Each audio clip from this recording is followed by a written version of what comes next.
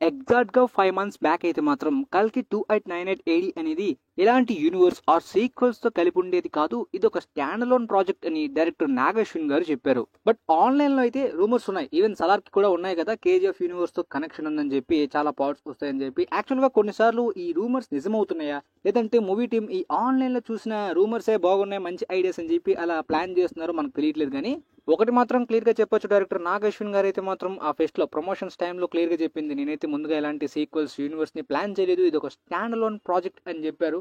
But ఇప్పుడైతే ఆయన decision మార్చుకున్నట్టు తెలుస్తుంది. అవును గైస్, డెడ్‌లైన్‌తో జరుగుతున్న ఇంటర్వ్యూలోని ప్రభాస్ అండ్ నాగశ్విన్ ఈ ఫిల్మ్‌కి సంబంధించి కొన్ని రిపోర్ట్స్, డీటెయిల్స్ అయితే మాత్రం ఇచ్చారనమాట. ప్రభాస్ అయితే మాత్రం ఈ ఫిల్మ్ యొక్క బడ్జెట్ 600 క్రోర్స్ దాటి పెట్టబోతున్నాం. ఇది ఇండియాలోనే మోస్ట్ ఎక్స్పెన్సివ్ ప్రాజెక్ట్. అండ్ ఇండియాలోనే చాలా పెద్ద స్టార్స్ అయిన కమల్ హాసన్ గారు కానీ, అమితాబ్ బచ్చన్ గారు కానీ, దీపికా పడుకోని ఇలా చాలా మంది ఉన్నారు. వాళ్ళతో కలిసి యాక్ట్ చేస్తున్నందుకు నాకు చాలా గర్వంగా ఉంది. ఈ ఫిల్మ్ కంప్లీట్ గా ఇంటర్నేషనల్ ఆడియన్స్ ని టార్గెట్ చేసేలాగా తీసాం అని అన్నారు ప్రభాస్. డైరెక్టర్ నాగశ్విన్ గారు అయితే ఫిల్మ్ సంబంధించి కొంత హైప్ ఇచ్చేలాగా, ఈ ఫిల్మ్ చూసిన తర్వాత, బయటకు వచ్చిన తర్వాత ఆడియన్స్ ఫిల్మ్ అంతా అయిపోయాక నేను ఎక్కడున్నాను, మళ్ళీ ఒకసారి ఈ వరల్డ్ కి వెళ్తే బాగుంటుంది అనే ఫీలింగ్ లో ఖచ్చితంగా ఉంటారు, నేను అలా ప్రయత్నించానని చెప్పి అన్నారు. డెడ్ లైన్ జరుగుతున్న ఇంటర్వ్యూ అంటే క్లియర్ గా ఫారెన్ ఆడియన్స్ ని ఉద్దేశించి చెప్తున్నట్టే. ఫారెన్ లో చాలా వరకు ఫ్లాప్, డిజాస్టర్ ఫిల్మ్స్ లో కూడా కొన్ని వరల్డ్ బిల్డింగ్ వర్క్ అయినవి కూడా ఉంటాయి అనమాట. బట్ అలాంటివి అన్ని చూసేసిన వాళ్ళు కూడా ఇలాంటి స్ట్రేంజ్ ఫిల్మ్ ఎండ్ అయిన తర్వాత ఫీల్ అవుతారో లేదో చూడాలి.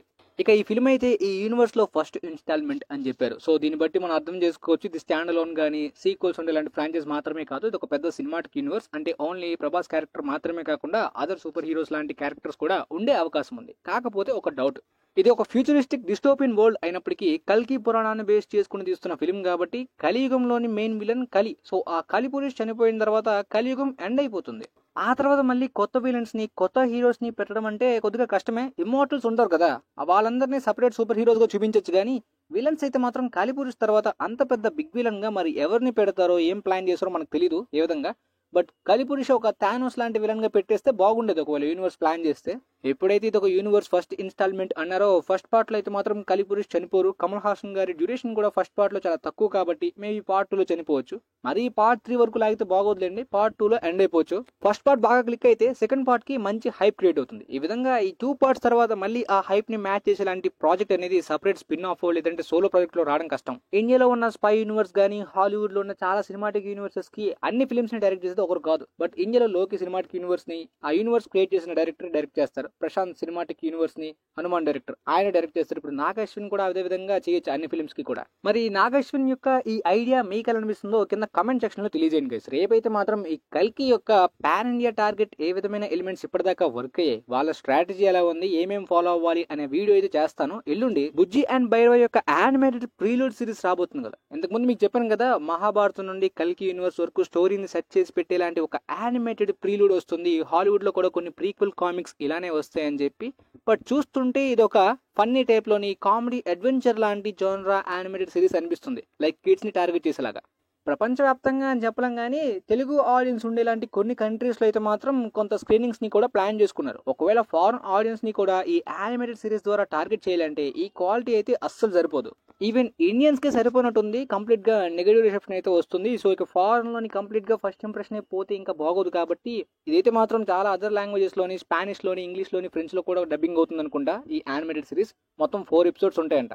ఈ 4 ఎపిసోడ్స్ అనేవి ఒకే టైంలో రాకపోవచ్చు నాకు తెలిసి, ఒక్కొక్కటి రిలీజ్ చేయొచ్చు. మేబీ ఫిలిం రిలీజ్ కి ఇంకొక మంత్ ఉంది కాబట్టి వీక్లీ వైజ్ కి ఒక్కొక్కటి 4 ఎపిసోడ్స్ అయితే మాత్రం ఈ మంత్ అంతా బజ్ క్రియేట్ చేసేలాగా ప్లాన్ చేసినా చేయొచ్చు, మనం చెప్పలేం. ఈ foreign dubbing and foreign audience ని పక్కన పెట్టి ఫస్ట్ ఈ యానిమేటెడ్ ప్రీలూడ్ సిరీస్ అనేది ఇండియన్ ఆడియన్స్ ని ఇంప్రెస్ చేయాలి. స్టార్టింగ్ ఎపిసోడ్స్ లోనే అరే బాగుందిరా, ఈ యూనివర్స్ కి మనం కనెక్ట్ అవ్వచ్చు అనే టైప్ లో కనిపించాలన్నమాట ఆడియన్స్ కి. మరి ఇది ఎలా ఉంటుందో ఎల్లుండి తెలుసుకుంటాం. కాకపోతే దరిద్రంగా అదర్ లాంగ్వేజెస్ లో డబ్బింగ్ చేయట్లే, ఓన్లీ తెలుగు, హిందీని మాత్రమే టార్గెట్ చేస్తున్నారు. అవును, ఈ ఫిలిం ని సైమల్టేనియస్లీ ఆ 2 లాంగ్వేజెస్ లోనే షూటింగ్ జరుగుతుంది, 2 లాంగ్వేజెస్ కలిపి. తమిళ్, మలయాళం, కన్నడ ఇలా చాలా అదర్ లాంగ్వేజెస్ తర్వాత డబ్బింగ్ చేస్తున్నారు అనమాట. సో అలా డబ్బింగ్ చేసిన యానిమేటెడ్ సిరీస్ ని కూడా చేయాలి. చేయకపోతే ఖచ్చితంగా వాళ్ళకి అర్థం కాదు, చూడడానికి ప్రిఫర్ చేయరు, ఖచ్చితంగా కనెక్ట్ కాలేరేమో. పైగా కొంతమంది హర్ట్ అయ్యే అవకాశం కూడా ఉంది. లేదంటే ఈ యానిమేటెడ్ సిరీస్ ని చూసి ఇదేంటి మళ్ళీ ఆదిపురుషులా ప్లాన్ చేస్తున్నారని మిస్అండర్స్టాండ్ చేసుకునే లాంటి, అంటే ఇల్లిటరేట్స్ ఆ విధంగా మిస్అండర్స్టాండ్ చేసుకునే అవకాశం కూడా ఉంటుంది. మరి ఏమవుతుందో చూడాలి.